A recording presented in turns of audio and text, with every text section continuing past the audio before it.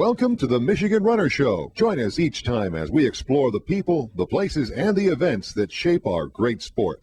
We're with Michael Bowen here following the 30th annual Pictured Rocks Run for Shelter. Michael has completed roughly 46,000 miles in his quest to run 58,200 miles, I believe, somewhere like that, in commemoration of the prisoners of war and casualties in the Vietnam War.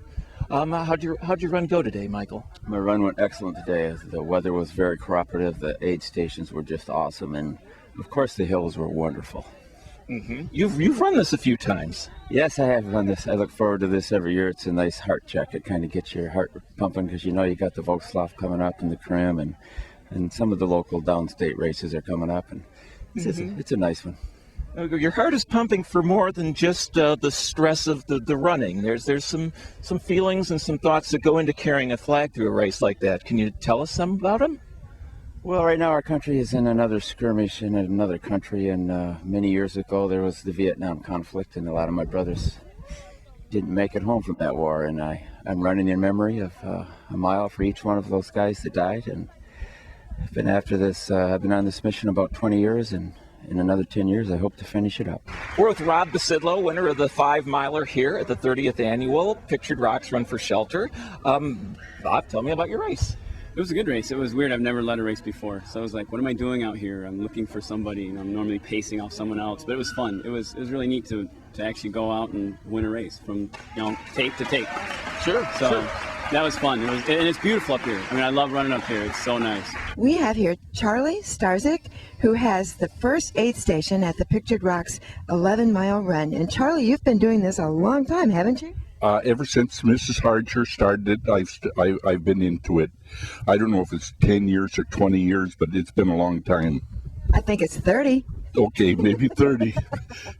We're with Lynn Chamberlain, director of the Pictured Rocks Run for Shelter. We have just finished the 30th edition of it. How did it go, Lynn? It went really well. We're really happy with our numbers this year.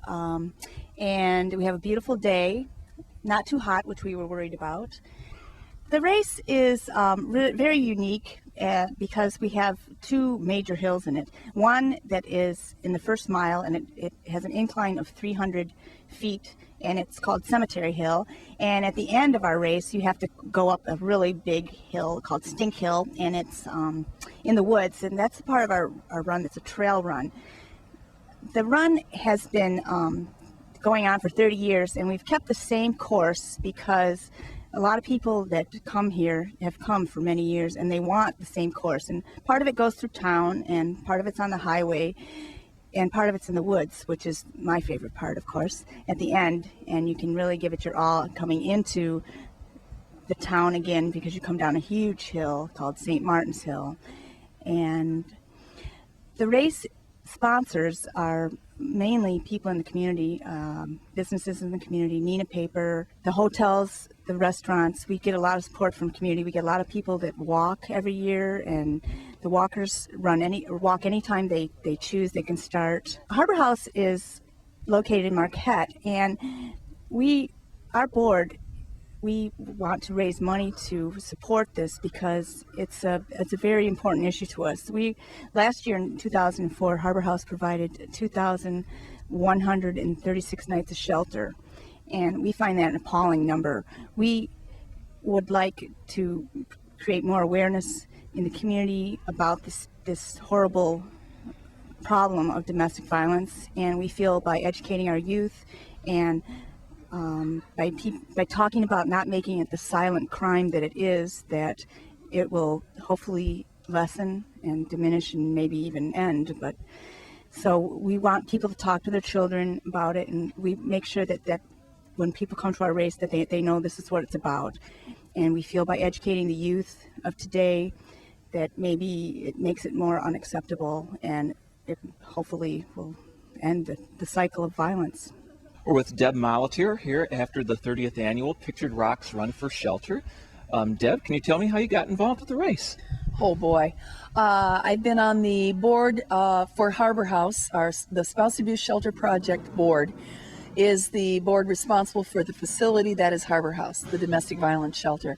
I've been on the board for 10 years or so, and When the Pictured Rocks road race was on its way out, we had the opportunity to take it over to preserve a community asset, we thought, and also to convert it into a fundraiser for the house. This is around 7 years or so ago. That's right. That's right. Tell me how it's gone since.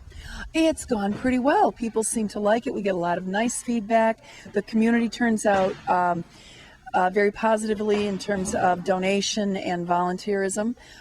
We have two agendas for the road race. One is financial support for the house, and the other is public awareness. We work really hard at getting kids involved to have them understand what they're working for. It isn't just running, it's to help make people aware of the issue of domestic violence. The only way to stop it, we feel, is to talk about it. It was 30 years ago today, Norma Harger helped found the Pictured Rocks Run. We're here at the Harger home now at the top of Cemetery Hill. And Norma, can you tell me about the early days of the Pictured Rocks Run? Well, I guess it was because there was no road race in the Upper Peninsula, and my family would go even out of state to participate in this kind of thing. So they came up with the idea, let's start one in Newsing and show the UP runners what we can do. And the very first telephone call we had was a person wanted to know if it was stock or modified. And my daughter says, it's a foot race. So that was how, it was an educational process to start with. So that always amused me. So then my husband and the older son laid out the course. And of course, if you know what it looks like, it's a figure 8 and lots of hills in it. Is there any particular highlights or things that come to mind to you just now as we talk? Well, one of the things is that you might see any kind of wildlife that can be found in the Upper Peninsula. And I think it was about the third race into the third year. And our son was second at the top of Stink Hill. And between him and the lead runner, a black bear ran across the trail. But, the kids were used to black bears right here in our backyard, and that didn't deter him at all. He just kept right on going. We have a couple of folks from below the bridge who came up to do the Pictured Rocks 11 mile. This is Suzanne Larson and Eric Larson. And tell us what you thought of the 11 mile, Suzanne. Oh, it was challenging. The first hill at about the second mile, and then Stink Hill there toward the end, that was pretty tough, but we enjoyed it. We had a good time. First time doing the 11 mile. Pretty good hills. There's a lot of downhill in the middle though. It's really a nice course, just real pretty. Not what we're used to. We're not used to seeing lakes, and the foliage and stuff up here is really, really nice.